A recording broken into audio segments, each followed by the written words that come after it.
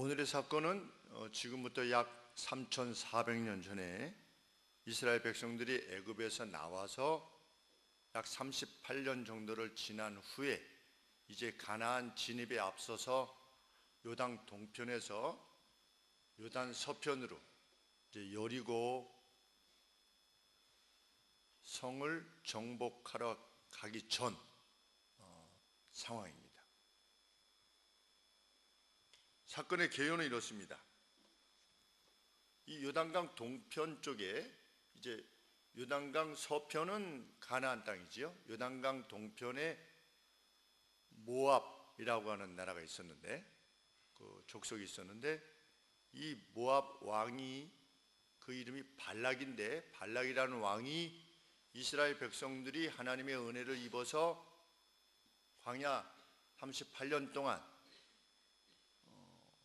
아주 평화롭게, 그리고 가는 곳마다 싸움에서 이기고, 또 그 백성들의 수도 아주 중다하다는 소식을 듣고 두려워했습니다. 두려워해서 이제 어떻게 하나님의 선지자가 이스라엘과 별개로 있게 되었는지 우리는 성경으로부터 설명을 듣지 못합니다. 그런데 하나님의 선지자였던, 여호와의 선지자였던 발람이란 선지자에게 예물을 보내고, 그래서 와서 자신을 대신해서 이스라엘을 저주해다오 하는 내용입니다. 발람은 이를 거절해야 됐는데 결국은 자기의 욕심으로 인하여서 그것을 거절하지 못하고 결국은 죽음을 당하게 된다. 그것이 민수기 22장부터 24장에 걸친 총체적인 사건의 개요입니다.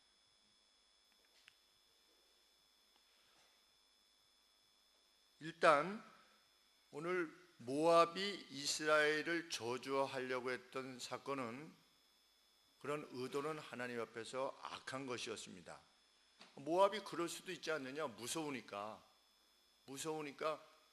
이스라엘 백성들을 저주해서 좀 복술자를 통해서 이스라엘이 쳐들어오는 것을 좀 막으려 했던 것이 그렇게 문제가 되지 않지 않느냐라고 생각할 수 있겠지만, 우리 사사기 11장 17절에 보면 모세가 모압 왕에게 사신을 보냅니다. 그래서 우리는 지나가기만 하겠다. 그러니 통로만 열어다오. 그럼 우리는 당신들과 싸우지 않고 지나가기를 원한다. 왜냐하면 하나님께서 그렇게 명령하셨기 때문입니다. 너희는 모압과 싸우지 말라. 모압은 누구의 후손이었냐면 아브라함의 조카 롯의 딸의 후손이었습니다. 그러니까 먼 친척이었던 거지요. 그렇기 때문에 하나님께서는 모압을 치지 말고 싸우지 말고 그냥 통과하기만 해라. 이것을 보면 하나님께서 하나님의 이름이 걸려있고 또 하나님의 이름을 높이는 사람들과 관계되어진 방계 집안까지 복을 주신다고 하는 사실을 알게 됩니다. 그러니까 의인의 옆에 있으면 복을 받는 거지요. 하나님 앞에서 의인인 사람 옆에 있으면 떡고물이 떨어지는 겁니다. 아브라함과 관계되어진 족속들을 하나님께서 크게 만드셨지요. 어느 족속이 또 그런가? 에돔 족속이 그러했습니다. 그러니까 에서의 후손, 또 우리 이스마엘의 후손, 아브라함의 육적으로는 첫째 아들 이스마엘의 후손이 지금 어느 나라 사람들입니까? 중동의 아랍 사람들이지요. 하나님께서 뭐라고 약속하셨습니까? 너로 하여금 큰 민족을 이루게 해주겠다. 그런데 정말 하나님께서 큰 민족을 이루게 해주셨지요.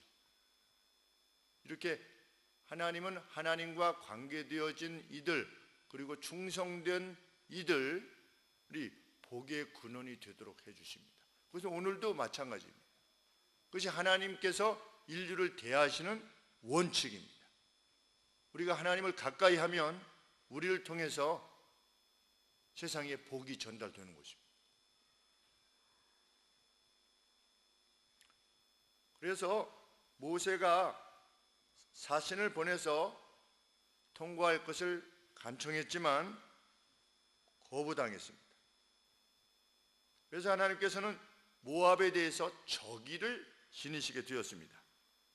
그래서 신명기 23장 3절 이하의 말씀에 보면 모압 자손들이 앞으로 이스라엘 자손들의 총회에 들어오지 못하도록 해라. 에돔 족속은 3대 후에 들어올 수 있도록 해라 이랬습니다. 우리 가나안 땅에 들어가면 에돔 족속이 누군가 있다면 그 에돔 족속 그 3대 뒤부터는 이스라엘의 총회에 들어올 수 있도록 해라 그랬는데 이 모압과 암몬은 안 되는 겁니다. 10대가 돼도 안 되는 것이었습니다. 그만큼 하나님께서 그들에 대해서 저기를 지니셨는데, 왜냐하면 그들이 애굽 땅에서 나왔을 때, 이스라엘 사람들이 하나님의 백성으로서 애굽에서 나왔을 때 모압과 암몬이 그들을 선대하지도 않고, 어떻게 보면 뭔 친척 아니겠습니까? 선대하지 않을 정도로가 아니라 그것을 넘어서 전쟁을 일으키려고 했다는 것이죠. 우리는 이것을 통해서도 무엇을 알게 되냐면, 하나님의 백성을 대적하는 자를 하나님께서 미워하신다는 것을 알게 됩니다.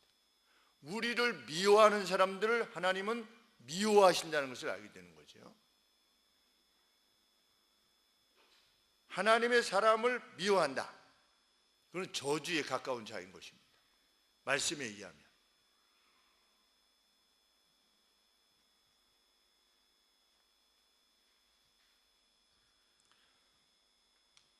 우리는 오늘 그 사건을 다루는 본문에서 하나님께서 자기 백성을 얼마나 사랑하시는지, 그리고 자기 백성뿐만 아니라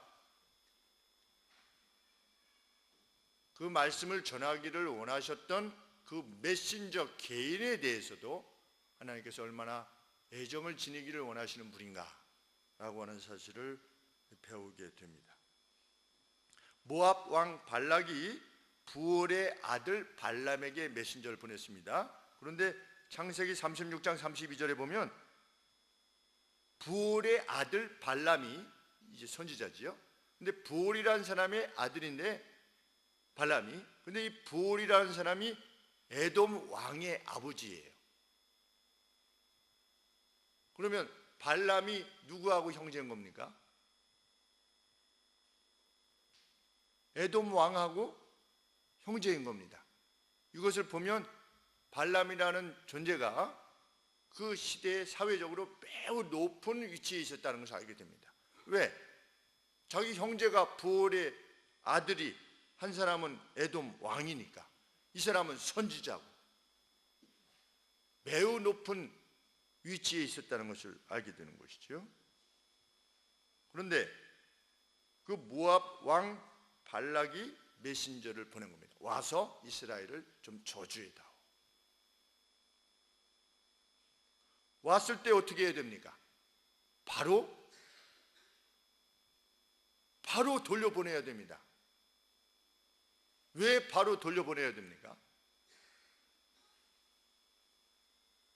그 발람이 어떻게 했습니까? 이 사신들이 왔을 때 우리 발락 왕이 당신을 높인다고 합니다. 그리고 금과 은을 많이 준다고 합니다. 당신을 아주 영예롭게 한다고 합니다. 와서 좀 우리를 위해서 빌어주십시오 라고 했을 때, 우리 22장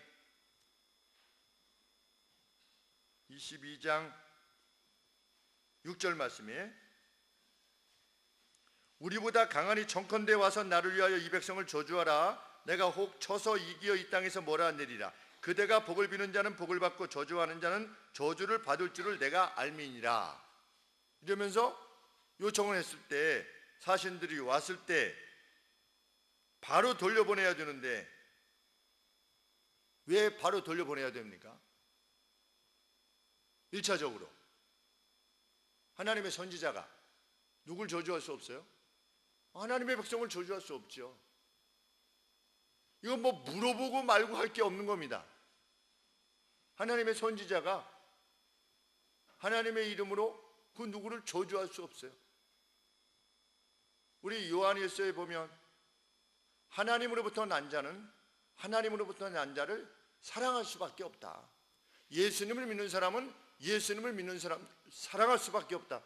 예수님을 믿는데 그 어떤 사람이 다른 예수님을 믿는 사람을 미워한다. 있을 수 없다는 일입니다. 근데 저주까지 한다. 있을 수 없는 일이지.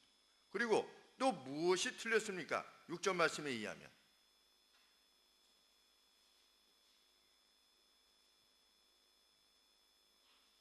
발락의 인식이 틀린 거지요. 발락은 어떻게 인식했습니까?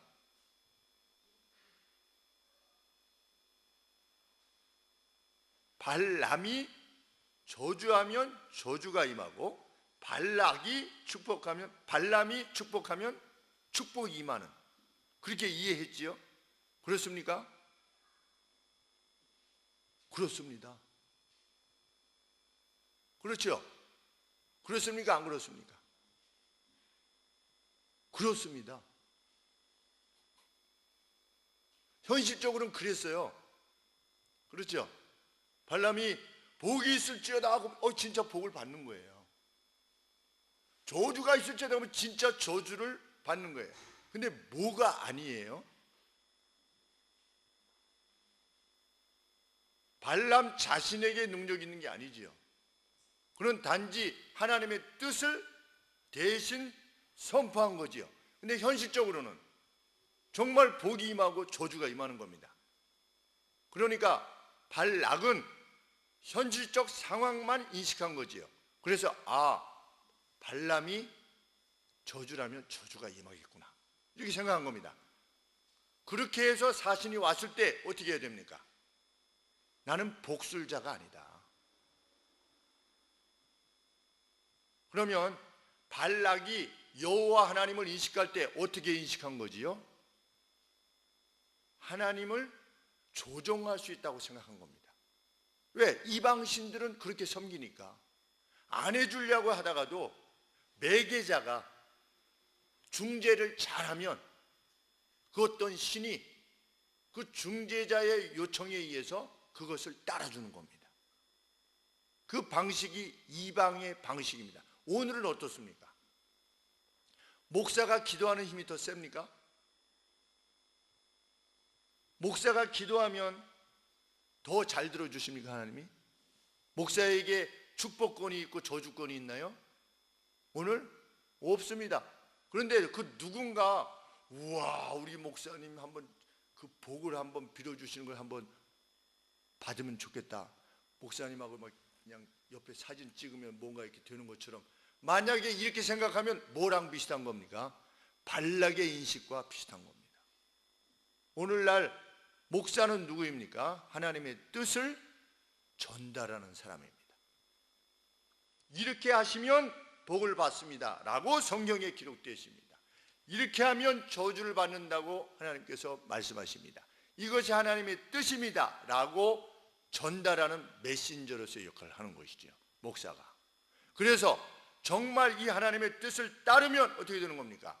복을 받고, 따르지 않으면 저주를 받는 것입니다. 그것이 마치 그 개인에게서 무슨 능력이 나오는 것처럼 여겨줄 수 있게 될지 모르겠지만 그것은 하나님께서 우리에게 주시는 하나님의 본의가 아니신 거지요. 그래서 그 누군가 당신이 복을 빌면은 이렇게 복을 받고 저주하면 저주를 받으니 당신의 명성을 듣고 우리가 이렇게 왔으니 제발 같이 가주십시오 라고 했을 때 어떻게 돼요? 거부해야 되죠. 그래서 우리 사도행전에 보면 사도들이 어떻게 했습니까? 사도들 앞에 기적을 행했을 때 사람들이 와서 사도들 발 앞에 경배했지요. 워십했어요. 제우스가 내려왔다, 이렇게. 신이 아니고서야 이런 일을 할 수가 없다 라고 했을 때 그들이 뭐라고 했습니까? 나도 당신들과 같은 사람일 뿐이다. 이런 일 하지 말라고 내가 복음을 전하고 있는 거다. 이런 거 하지 말라고 전하는 것이다. 오늘날 어떤 것입니까? 그 누가 목사를 높이려고 할 때 그 영광을 자신에게 돌리려고 할 때 그것을 거부해야 하는 거죠. 오히려 피해서 도망가야 됩니다. 와, 우리 목사님, 우리 교회는 그러신 분이 한 분도 안 계시지만 여간에 우리 목사님, 와, 이렇게 되면 도망가야 됩니다. 그러면 부패하기 시작하는 겁니다.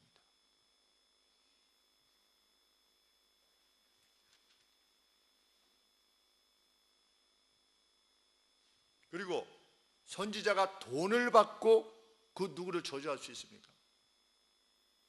돈을 받고 축복하는 것도 안 되는 판에, 그렇죠? 돈을 받고 하나님의 백성들을 저주하는 겁니다.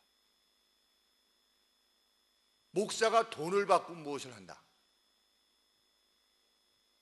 돈을 위해서 무엇을 한다? 있을 수 없는 일이죠. 교회의 지도자들이, 장로님들이 교회가 점점 커지면 교회 부속 사업들을 하지요. 뭐 학교도 하고 이것도 하고 저것도 합니다. 그럴 때 그 장이 누가 장으로 갑니까? 대부분 장로님들이 가십니다. 무슨 기독교 대안학교의 교장, 뭐 무슨 노인학교 이런 것들에, 그럼 거기에 뭐 교장, 교감, 만약에 그 떡고물을 구한다,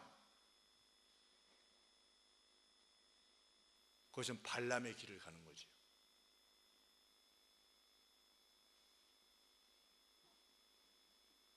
더군다나 발락 왕이 원했던 것은 복술에 의한 것이었습니다. 복술.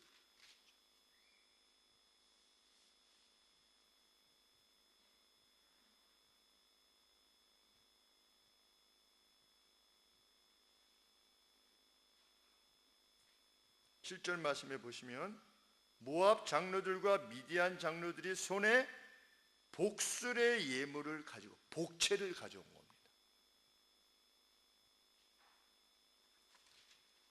저는 어렸을 때 성경을 읽으면서 발람이 뭘 그렇게 잘못했나, 그리고 성경을 이렇게 읽어가면서도 그렇게 뭐 특별히 잘못한 것 같아 보이지 않아요. 그런데 깊이 생각할수록, 그리고 주석의 도움을 받을수록 발람에 대해서 성경이 언급하고 있는 다른 본문들을 비추어 보면, 아, 발락이 조금씩 타락하였구나. 하나님의 뜻을 행한 것 같은데 밑에 구멍을 냈구나. 하나님의 뜻을 담는 것 같은데 밑에 깨졌구나. 그래서 점차적으로 그것이 다 새버렸구나 라고 하는 것을 보게 됩니다.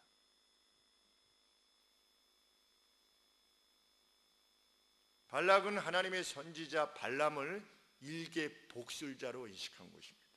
그리고 발람이 섬기는 하나님 역시 수송아지 7과 수양 7 정도를 드리면 그 뜻을 들어줄 수 있을 정도의 신으로 이해한 것입니다. 23장 이하에 보면 3차례에 걸쳐서 발락이 발람과 함께 제사를 지냅니다. 그래서 하나님의 호의를 살려고 했던 거죠. 이것은 오늘날 하나님 앞에 무엇인가를 드려가지고, 내가 무엇인가 하나님께 좀 세게 드려가지고 하나님의 총애를 구하려고 하려고 하는 그러한 태도와 다를 바가 없습니다. 하나님은 무엇을 많이 드려서 그것에 현혹되시는 분이 아니시라는 거지요.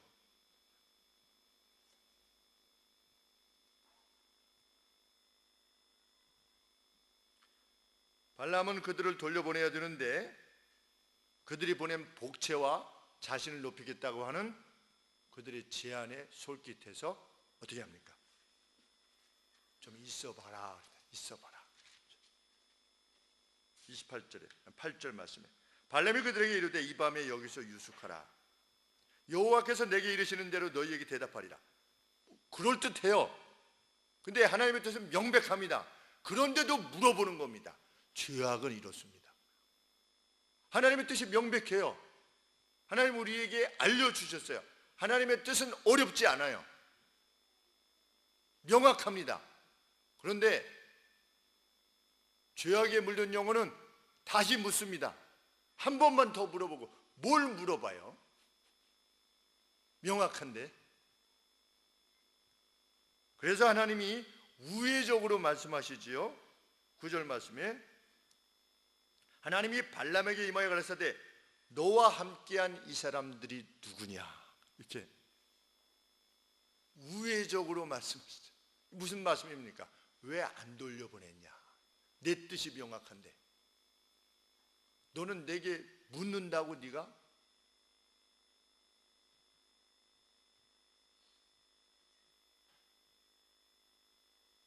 그랬더니 발람이 변명을 하는 겁니다. 이렇게 물어봐서 제가 하나님의 뜻을 알아가지고 전달하려고 했습니다. 그랬더니 하나님이 명확한 하나님의 뜻을 전달하시지요. 10절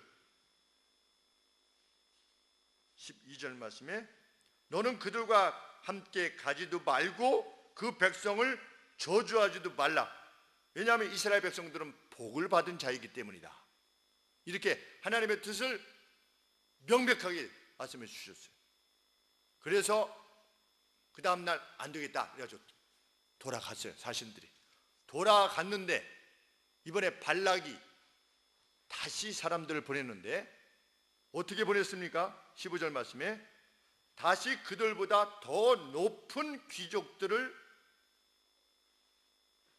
국가 원수급으로 격상시켜서 보낸 겁니다. 우리나라 대통령께서 어디 나라 가시면 이게 그냥 보통 예우하는 거 있고 또 특별히 예우하는 거 있죠. 그런데 더 높은 귀족들을 더 많이 보낸 겁니다. 보내서 뭐라고 말하는 것입니까? 16절 말씀에 십볼의 아들 발락의 말씀에 청컨대 그랬는데 I beg 그러십니다. I beg. 내가 간절히 빈다. 그 어떤 것도 당신이 내게로 오는 것을 막지 못하도록 하십시오. 내가 간절히 빕니다. 고관 대작들을 다 보내가지고 제발 와주십시오. 당신을 영예롭게 할 것입니다. 이렇게 높인 겁니다. 하나님의 분명한 뜻은 무엇이었습니까? 함께 가지도 말고 그들을 저주할 수도 없다. 그럼 어떻게 해야죠? 그 사실을 내가 이야기하지 않았느냐? 안 된다. 어떤 정도의 기회가 있어야 되지요? 우리 엘리사 생각나죠? 누가 왔습니까? 엘리사에게 무슨 장군? 나아만 장군이 왔어요. 그렇죠? 나아만 장군이 왔어요. 이스라엘이 더 셉니까? 그쪽이 더 셉니까? 그쪽이 더 셉니다. 어느 정도 센가? 이스라엘 왕이 막 떨고 막 옷을 찢을 정도로 이걸 핑계 삼아서 우리를 쳐들어 오려고 그러는구나. 그럴 정도로 위쪽이 더 셌어요. 나아만 장군이 왔어요. 그럼 어떻게 됩니까? 엘리사가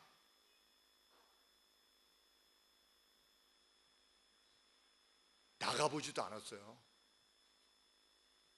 하나님의 사람은 그 정도는 돼야 됩니다. 나가보지도 않았어요. 나가보지도 않고 뭐라고 그랬습니까? 요단강 가서 7번 씻으라고 그래라. 나아만이 화가 났잖아요. 아니 나 정도 왔으면 뭔가 이렇게 나와서 예우를 하고 내가 이 먼 길을 왔는데 그리고 이스라엘이 그냥 쑥대밭으로 만들 수도 있는 내가 이렇게 차저까지 왔는데 와가지고 이 상처에다가 손을 얹고 안수해 주기를 적어도 그 정도는 해줘야 된다고 그러는데 나와보지도 않고 요단강 가서 그냥 씻고 가라고 그래라. 그게 하나님의 사람의 뭡니까? 기상입니다. 기상. 많이 가져왔죠. 그냥 두어 바리를 가져왔다고 하지 않습니까? 그냥 가득 싣고 온 거지요. 어떻게 한 것입니까?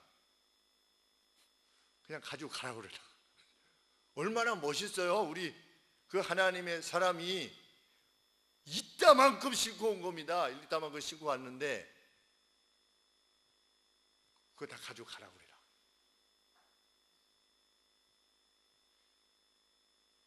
그게 빚이지요. 오늘 우리가 이 땅을 살면서 돈에 대해서 누가 막 이렇게 하면서 높이면서 할 때 가져가라고 하십시오. 나 지게 지고 살아도 됩니다. 나 그렇게 돈 안 벌어도 됩니다. 지게 지고 살아도 됩니다. 나 성실하게 택시 운전하고 살아도 됩니다. 제가 그래서 우리 아파트 처음 입주하신 25년 되셨대요. 그러니까 우리 아파트가 25년 됐나 봐요. 일산 처음에 입주할 때. 그래서 모처럼 우리 아파트에서 택시 기사분들이 많으신데 우리 앞집에도 있고 그 옆 라인에도 있으셨는데 서로 이제 만나면 인사하는데 아이고 이게 오랜 세월 동안 이렇게 그냥 뭐 팥빙수라도 한번 같이 못 먹고 아유 좀 그렇습니다.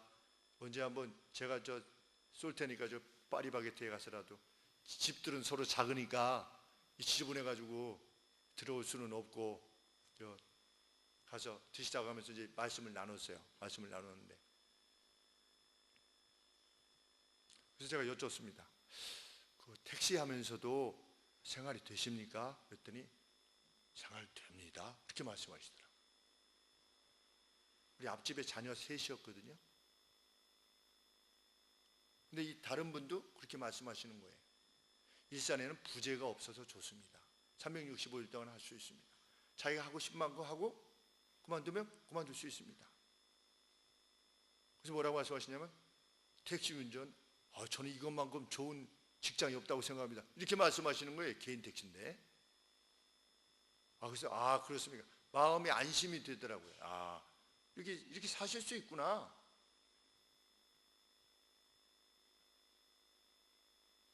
검은 유혹이 올 때 하나님이 원치 아니하시는 그 길을 가야만 두어 발이 이렇게 뭐가 오려고 할 때 나 그거 하지 않아도 나 택시 하면서 살 수 있습니다.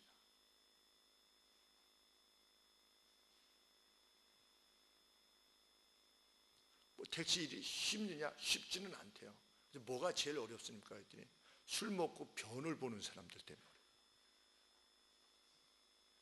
그냥 그 뒷시트에다가 변을 넣고 그냥 내리시는 그러니까 이쪽 분이 얘기하니까 이쪽 분이 또 글쎄 말이야 지난번에 어떤 여자가 막 그냥 변을 넣고 내가지고 15만 원 받았다고 그거 하는데 아이고 안 받아도 그냥 그만이지 그 아주 그랬다고. 그리고 개를 데리고 타면은 개가 똥을 싼대요 또.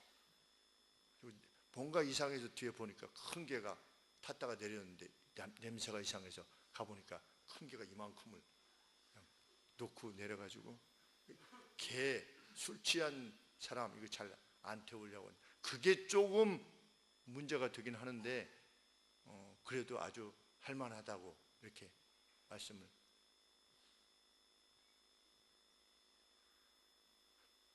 예수님을 믿지 않는 사람들도 자기의 삶에 대해서 그렇게 정직하게 자기의 손으로 일해서 나쁜 짓 하지 않고 살아갈 수도 있고 또 그게 멋있습니다. 그분들 말씀을 듣고 있는데 참 멋있다. 그래 이렇게 살아가는 인생도 있다. 그 길들이 다 있구나 이렇게. 우리가 죄를 짓지 않으려고 하는 각오만 분명하다면 하나님이 원치 아니하시는 길을 택하려고 하기만 한다면 길은 있구나. 그런데 발람처럼 다른 것을 구하기 때문에 자꾸만 하나님의 은혜를 담으려고 하는 그릇을 깨는 거지요. 스스로. 그래서 두 번째 왔을 때 어떻게 됩니까? 갈아야 되는데 아주 19절 말씀에 그런즉 이제 너희도 이 밤에 여기서 유하라. 여호와께서 내게 무슨 말씀을 더 하실런지 알아보리라. 또 다시. 그런데 여기서 무슨 말씀을 그랬는데 what else 그랬습니다. what else? 그 밖에 어떤 또 다른 길이 있을까 내가 알아보겠다. 이미 명확한데 그게 죄지요. 우리 심령에 성령께서는 깨우치십니다. 너 그거 하지 말아라. 너 그거 죄다. 그런데 우리 마음은 어떻습니까? 자꾸만 마귀가 욕심을 주지요. 그래도 이러이러한 차원에서 그거 괜찮지 않겠어? 이렇게. 너가 이렇게 하면 이렇게 되는데, 그래도 이렇게 하면 너는 할 수 없는 거잖아, 지금 상황에서. 너가 이렇게 되면 이런 문제도 발생하고 이러지 않겠어? 라고 자꾸만 하나님의 뜻을 되묻는다고 하지만 그것은 되묻는 게 아니지요.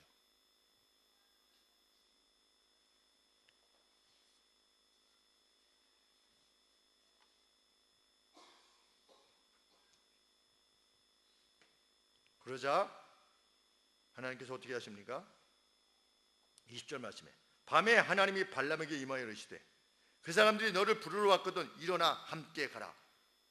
허락해 주셨어요.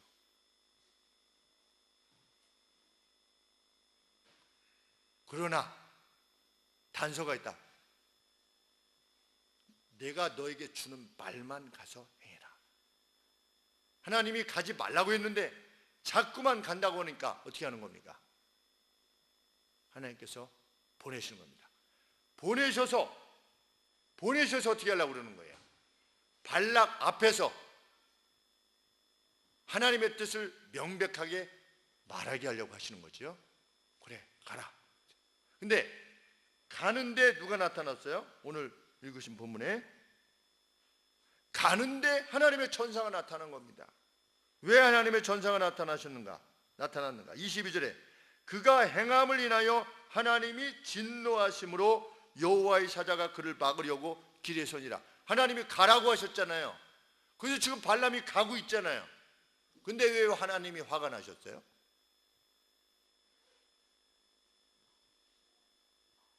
지금 가라고 허락하셔서 가고 있는데 왜 화가 나셨을까요?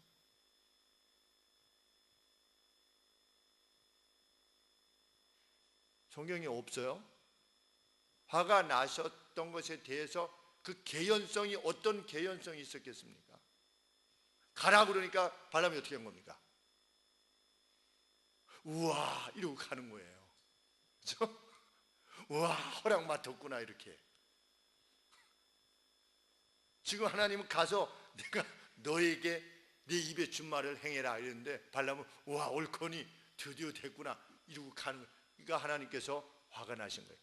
그래서 발람을 위하여 하나님의 천사를 보내는 거지요. 무엇 하시려고? 분명하게 경고하시려고. 너 그런 태도로 가면 어떻게 되는 거다? 너 죽는 거다. 너 끝장이다. 그래서 하나님의 천사를 보내셔서 빼든 칼, 하나님의 진노를 상징하는 빼든 칼을 보여주시는 겁니다. 너 가서 내가 하라는 말대로 하지 아니하면 너는 죽음에 이를 것이다. 이것도 무엇입니까? 하나님의 자비입니다. 누구에 대한? 발람에 대한. 이미 많이 자기의 유익 때문에 돌아서 버린 경고하시는 것이죠. 우리는 이러한 경고 받습니다. 살면서.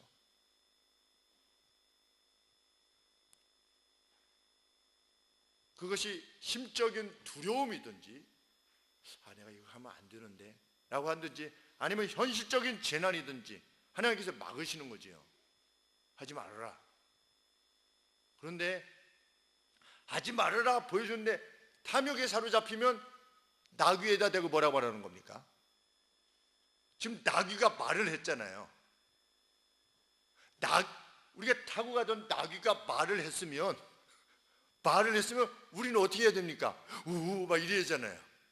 우와 이게 뭔가 이게 좀 문제가 뭔가 좀 문제가 있구나 이렇게 한 게 아니라 이 탐욕에 사로잡히다 보니까 나귀가 말을 해도 뭐라 그러는 겁니까? 28절에 여호와께서 나귀 입을 여시니 발람에게 이르되 내가 내게 무엇을 하였기에 나를 이같이 3번 때리느냐? 이제 깜짝 놀란 게 아니고 29절에 발람이 나귀에게 말을 하고 있어요. 네가 나를 거역하는 영혼이 내 손에 칼이 있었다면 곧 너를 죽였으리라. 탐욕에 사로잡히면 보이는 게 없어요. 그걸 뭐라고 하냐면 패션이라고 합니다. 패션. 어떤 격정에 사로잡히는 거죠. 그것이 욕심이든 분노든 사람이 어떤 그 패션에 사로잡히면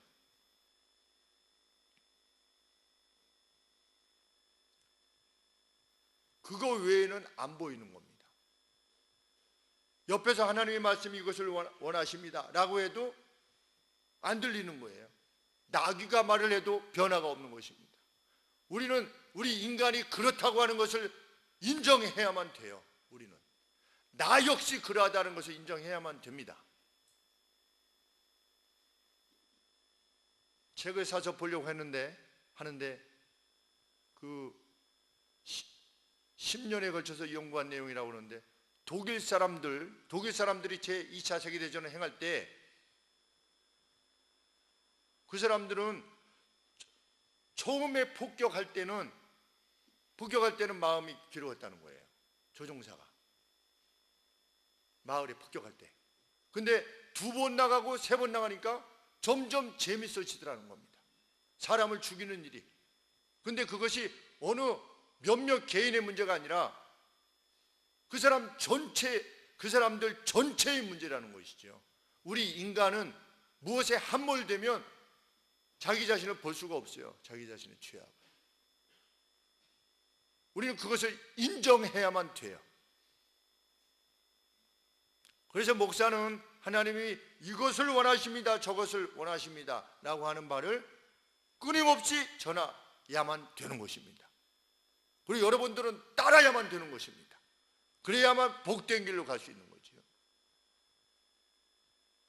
그것이 성경 말씀에 근거한 것이 아니다, 그럼 목사의 말이라도 따르지 않아야 돼요. 그래서 거짓 선지자니까. 그러나 하나님의 말씀이 분명하다면 성령께서 깨주시죠. 하나님의 말씀이다. 그런데 나는 아직 이런 부분들이 이런 부분, 이게 뭡니까? 발람의 태도랑 비슷한 것이에요.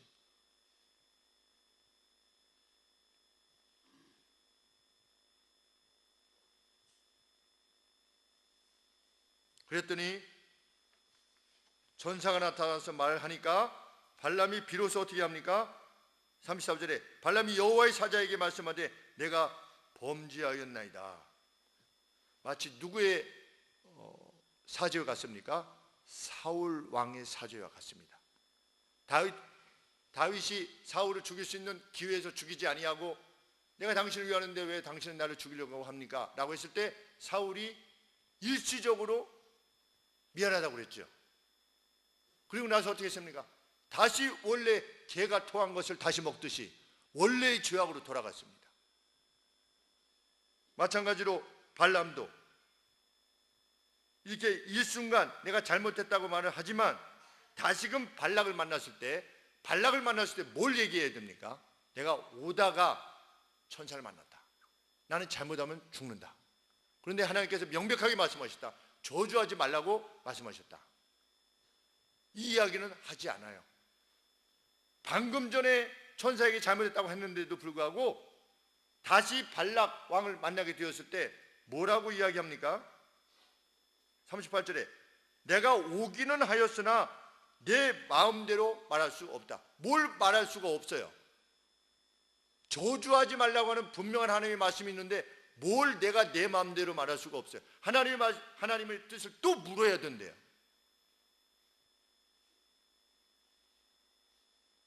죄된 자의 태도입니다. 40절에 발락이 우양을 잡아 발람과 그와 함께한 귀족을 대접하였더라. 뭡니까? 복술자를 높이는 것입니다. 그걸 받아먹은 겁니다.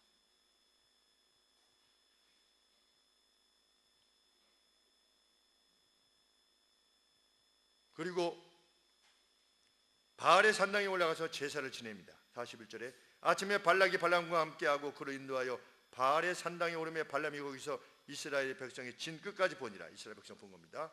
발락이 이르되 나를 위하여 여기 7단을 쌓고 거기 수송아지 7과 수양 7을 준비하소서 하매 준비해서 하나님 옆에 제사를 드렸어요.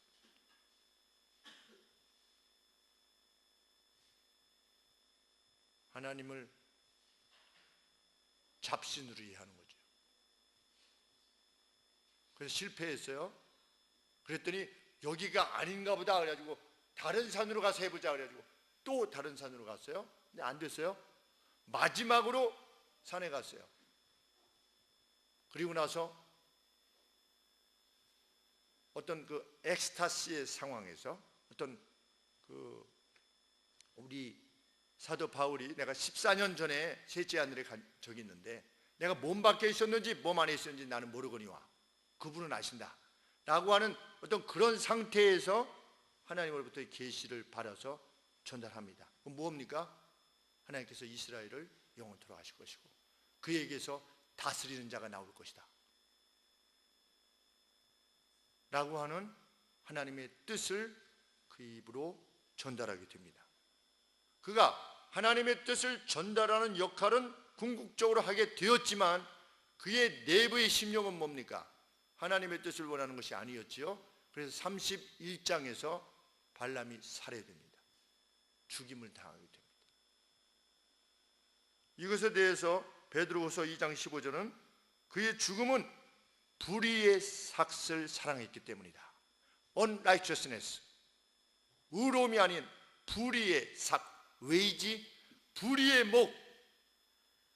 몫을 사랑했기 때문에 그가 죽음에 이르게 되었다라고 설명합니다.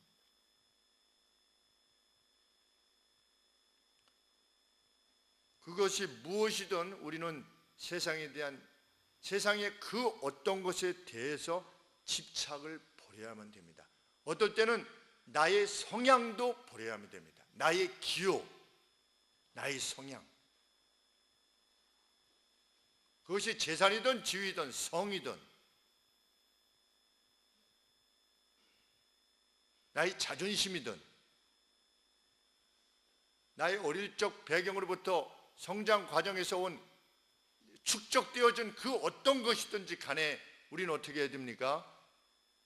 말씀에 의해서 새롭게 변화되어야 됩니다. 그래서 예수님께서는 너가 하늘로부터 나지 아니하면, 위로부터 나지 아니하면, 위로부터 번하지 아니하면, 달리 말하면 너의 삶을 하나님의 뜻에 일치시키지 아니하면 하나님 나라를 볼 수 없다, 이렇게 말씀하셨죠. 니고데모를 만나서 하나님의 뜻이 명백한데도 불구하고 다시금 묻겠다면서 세상과의 관계를 이어가려는 그 유혹으로부터 우리는 벗어나야만 됩니다. 우리는 그 명백한 뜻을 설교 말씀과 묵상과 기도할 때 성령 하나님의 조명을 통해서 전달받습니다. 그때 우리는 하나님의 뜻을 좇아야 됩니다. 우리가 지금 어떤 문제에 직면하지 않고 내가 내 나름대로의 내 방식으로 어떤 신앙생활을 하고 있을 때 별 문제가 없어 보이는 것은 마치 하나님께서 발람을 보내는 상황과 비슷합니다. 하나님은 원치 아니하셨지만 보내는 거지요. 다른 목적을 위해서. 그래서 내가 내 나름대로 내가 이 깨어진 그릇을 가지고 가는데도 불구하고 별 문제가 없어 보이는 때가 있다 할지라도 그것은 하나님께서 그것을 통해서 우리로 하여금 회개에 이르시게 하는 방식이라는 사실을 우리 인식해야만 됩니다. 이렇게 살아도 문제가 없네 가 아니라 기다리시는 거지요.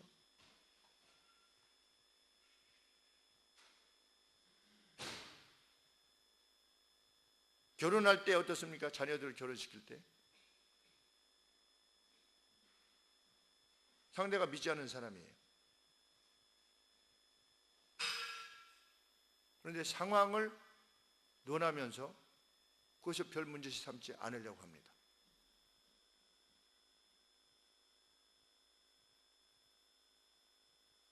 예수님을 믿는 많은 사람들도 고3이 되면 학원을 더 중시하지요. 학원이 더 중요합니다. 예배 드리는 것보다. 일례를 들면 그렇다는 거죠. 회사에 있어서도 승진이 더 중요합니다. 좀 더 좋은 회사 가는 것이 더 중요하고.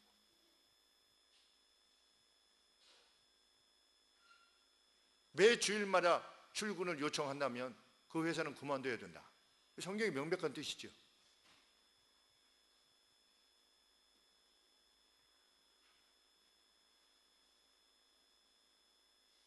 그런데 많이 떠납니다. 특별한 경우가 아니고서는 자녀들을 어릴 때 성장할 때 자녀들을 자기 수하에 두어서 믿음으로 교육시켜야 됩니다. 그것이 하나님의 선하신 뜻입니다.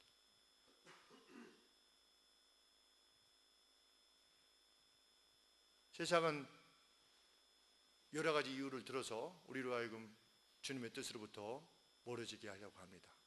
근데 그 길은 멸망의 길입니다. 성령께서 우리를 사랑하셔서 우리의 마음을 조명시켜 주시고 우리의 죄악을 깨닫게 하시고 우리의 집착을 깨닫게 하실 때 그때 우리는 돌아서야 됩니다. 돌아서면 하나님께서 은총을 허락하시기 때문입니다.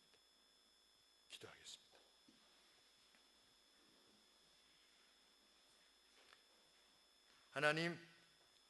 하나님이 원하시는 그 진실한 길, 진리의 길을 걷게 하여 주시옵소서. 높으신 하나님을 높이는 그 경건한 신앙이 우리에게 있게 하여 주옵소서. 제물로서 하나님의 마음을 살려고 했던 그런 방식의 하나님 섬김이 우리에게 있지 않게 해주시고 천지의 주제이신 주님을 섬기는 그 방식으로 하나님을 섬기게 하여 주시옵소서. 내 부모나 형제보다 나를 더 사랑하지 않으면 내게 합당치 아니하다라고 말씀하셨으며 누구든지 나를 따르려거든 자기 십자가를 지고 자기를 부정하고 나를 따르라고 말씀하셨사오니 하나님 죄악에 관계되어져서 자기를 부정하는 그 부정함이 저희들 삶 가운데 충만케 하시고 순결한 삶으로 그 길로 더욱더 나아가 복과 은총을 누리는 저희 모두, 저희의 사랑하는 가족들, 사랑하는 자녀들 대대손손이 되게 하여 주시옵소서. 하나님, 이러한 저희들 통하여 이 땅이 복을 받는 귀한 역사가 있게 하여 주옵소서.